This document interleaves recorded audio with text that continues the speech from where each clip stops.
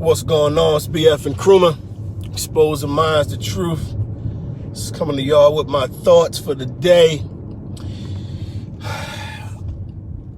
After this whole Breonna Taylor thing, and this what hasn't been the beginning of it, but it's like the culmination. There's this whole narrative that black men don't protect black women. Strangest thing about this, right, is people are using the Breonna Taylor incident to be some kind of catalyst, saying black men don't protect black women. Meanwhile, the black man that she was with was protecting her when she died. Like, I know him shooting at the cop caused them to shoot back and people trying to blame him for her death, but truth be told, he was protecting her. He was protecting the house. Somebody's kicking the door, breaking in. He gets up. He's protecting her and himself. But I was having a conversation with one of my elders last night, Baba Louis Shamara. He might come in on this joint or not. But he asked a question. He said, why is it that there's this push, to say that black men have to protect black women, but then we can't speak on none of the stuff that black women do? So it's like we have to sit and not say anything about any of the behaviors that some black women engage in, and some of the behaviors could cause something to happen to them, because there's a reaction to every action. So whatever you do, whether it is what somebody does to you is justified or not, because I'm not saying a woman does this and what somebody does to her is justified. I'm not saying that at all. So just get that to your heads from the rip. But what I'm saying is, if we can't say, yo, you shouldn't be doing X, Y, Z, and then the response, because this is the response we keep getting, we can do whatever we want.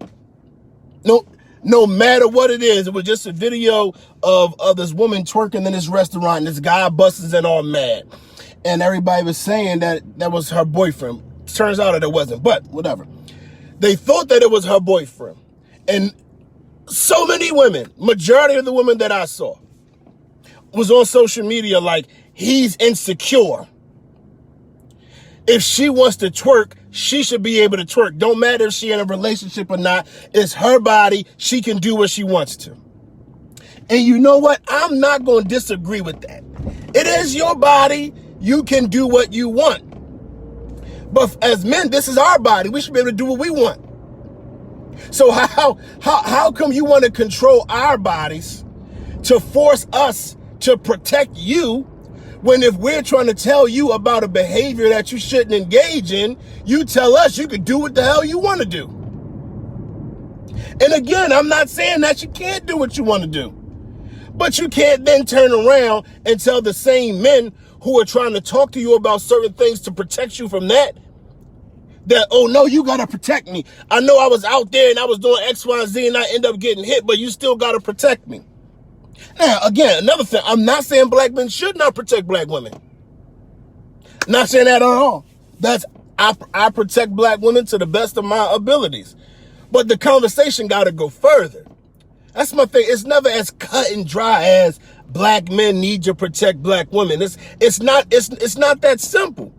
And it's definitely not every time a black man has a disdain towards a behavior that some black women engage in that we are somehow being misogynistic and sexist. So because men are saying, I don't want my woman out there twerking, we're sexist or we're misogynist. Now, whole nother thing, right? Because I just said my woman, right? I got backlash one day for saying that. She's not a possession. I'm her man. She can say that's my man like this.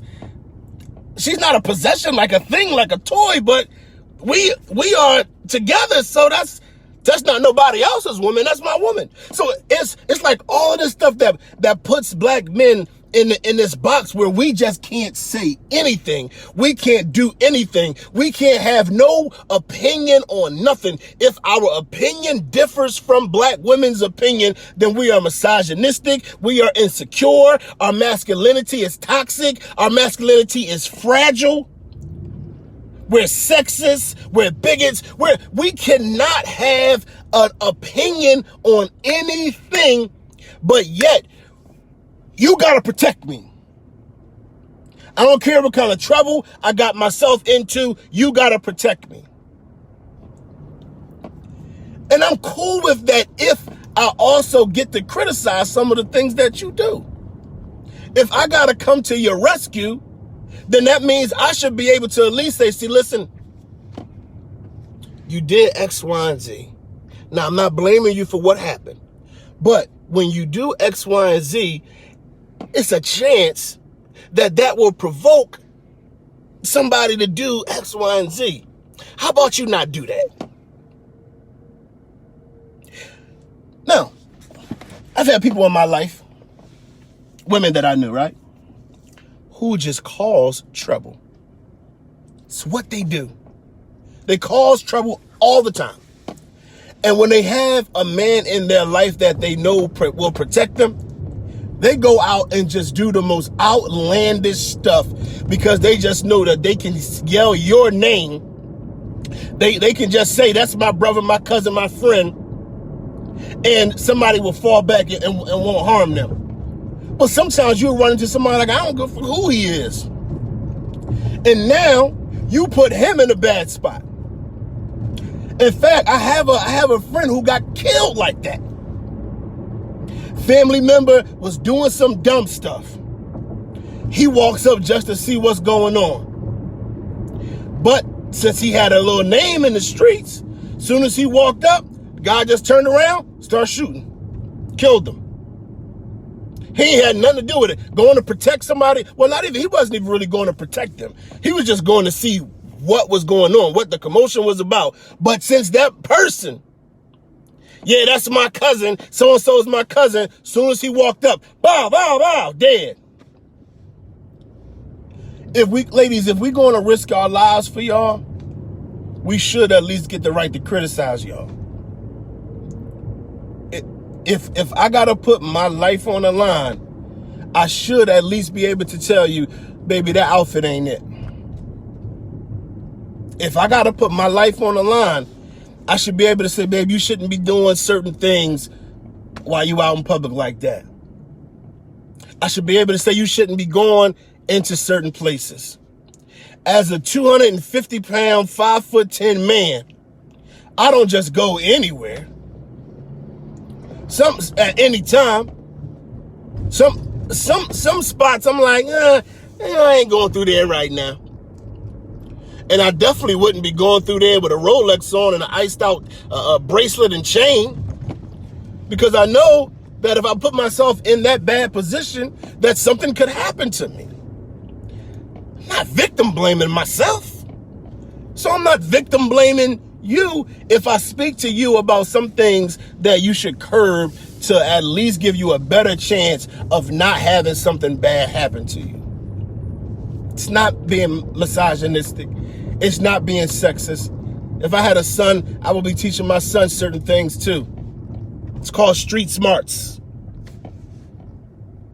Street smarts. That's it. Not misogyny. It's called street smarts. Ladies, you can't walk through the world like everything is just fine and nobody's going to do nothing to you. It's just we don't live in a perfect world, so we can't do that. But black men, my brothers, we do have to protect our sisters. That's it. That's one of the reasons we were created. That's why you are typically bigger and stronger. It is our job to protect them. But ladies, if you want to protect her, you got to let him protect you all the way around the board. You can't just let him protect you physically when something goes wrong. You also got to allow him to protect you when he's telling you about some things that you shouldn't do ahead of time.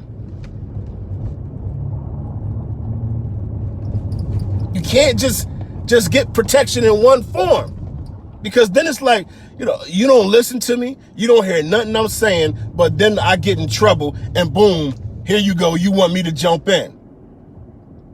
How would you feel? Especially ladies, if you are parents, your child don't want to listen to nothing that you say, but then they want you to come rescue them out of every little problem. You're going to feel some kind of way. And that's how some of us brothers feel. We feel like, even though we know it's our job to protect you, but we feel like every time we have a criticism, it's dismissed and we are treated like we are the scum of the earth for having a criticism. But even though we're looked at as the scum of the earth, we're still supposed to protect those who think that we are the scum of the earth.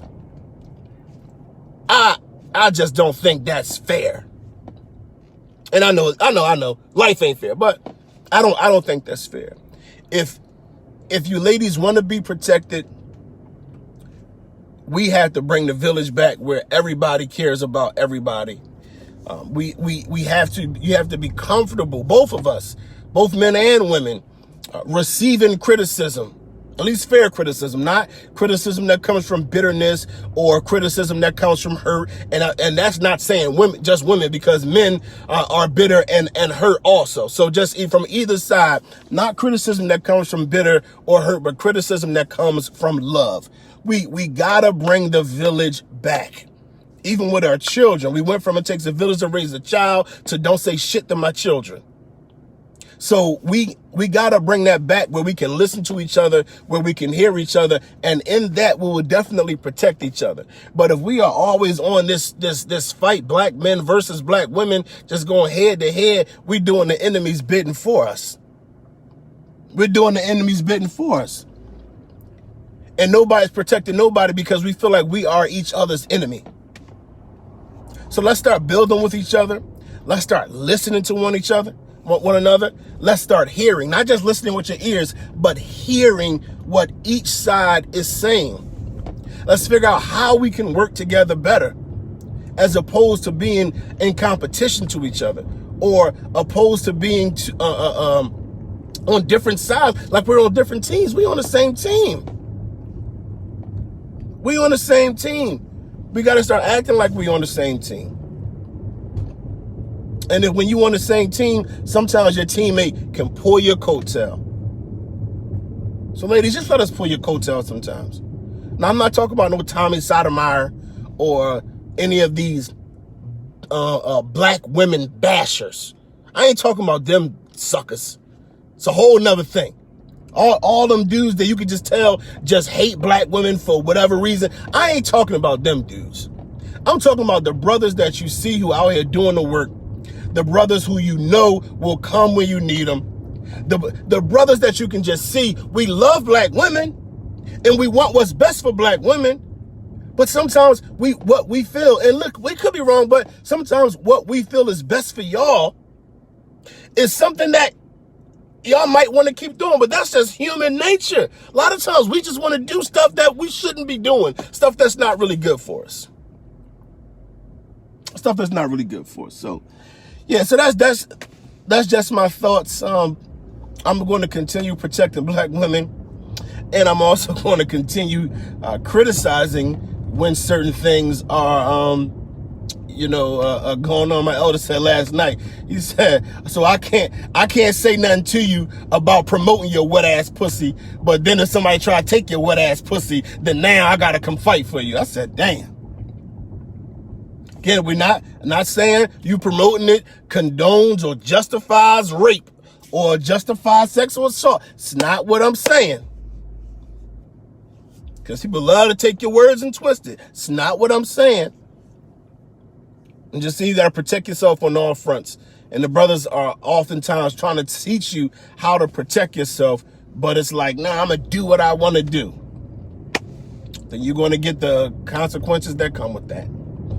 So, Listen, make sure y'all click the link that's in the caption, man. Check out bfmcrewman.com. Check out all the books that's on there. Check out all the apparel. Make sure if you're not following the page, you already follow the page. Share it, tag some folks in it, and leave some comments and let me know what y'all think, man, about what we just discussed or about what I just was talking. Well, we did discuss. There's people in the comments talking and everything. But remember, I love y'all and I love all black people.